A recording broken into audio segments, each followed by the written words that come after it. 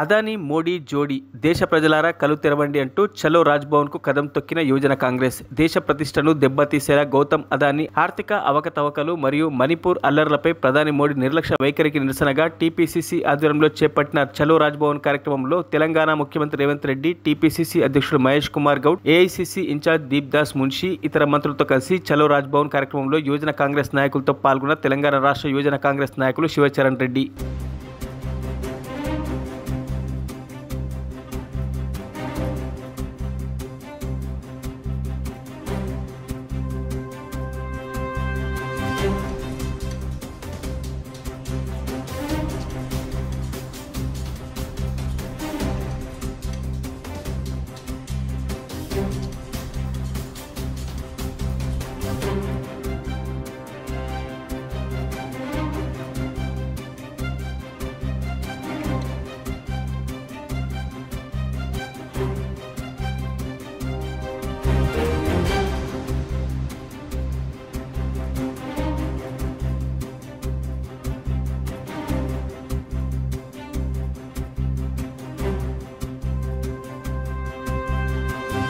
మరిన్ని అప్డేట్స్ కోసం మా ఛానల్ని సబ్స్క్రైబ్ చేయండి.